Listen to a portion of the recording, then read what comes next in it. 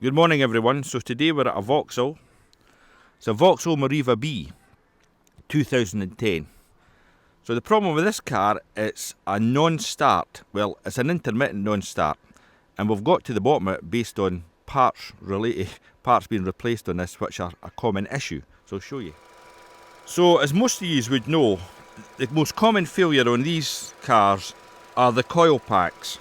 So indeed, we suspected it was a coil pack, so we got a new one, put it on it, it started, then we took it back off and we put the old one back on and it started again. So, we went, what's going on here? So we left it over the weekend. Roddy came out to it this morning, Monday morning. The old one was still on it. He cranked it over, left it for 15 minutes, then it died. So they then put the new one back on it and it started immediately. So our problem is our coil pack.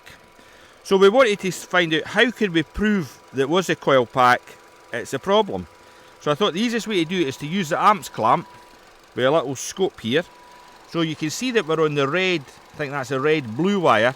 So that's the main 12 volt supply, it feeds that coil pack. We'll go, I think that's pin A is 12 volts, pin B and C are grounds, D, E, F and G are the triggers for each of the individual coils. So you can see on the scope, that's what our trace looks like. We'll go in, go at 50 milliseconds, go to 20. So you can see that's our current ramp. So this coil, or most coils, pull about 10 amps. So you can see we're peaking about 10 amps, so that's good. So what we're going to do is put the old coil pack on it, and my theory is it'll not be pulling any amps, or it'll be pulling horrendous amount of amps, or it'll be a short. So let's see. So that's a good coil at the moment. So old coil installed, amp clamp at the same setting. So let's watch the scope as Roddy cranks it over. Hopefully it does not start. So you can see we have no amps draw. So that thing is pulling no amps. But then again, the other thing was we'd maybe then need to go back to the trigger. So maybe we can try a trigger.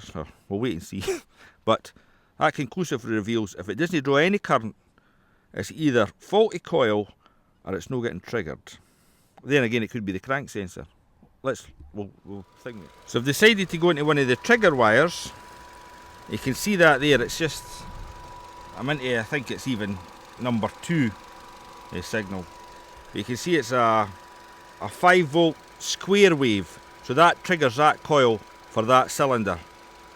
So we'll go and put the bad coil on it and see if indeed we get a trigger, because we know we're not drawing any amps, but let's see if we get a trigger and indeed is that getting corrupted. So let's change back coil again. So here's the old coil back in. We've kept on our same settings. So watch this. Right. So indeed we still have a trigger to that coil, so that can, there we go. So that's a good test.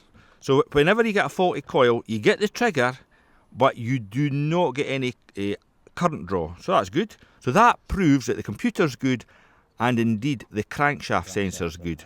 So there we go. Top tip for today.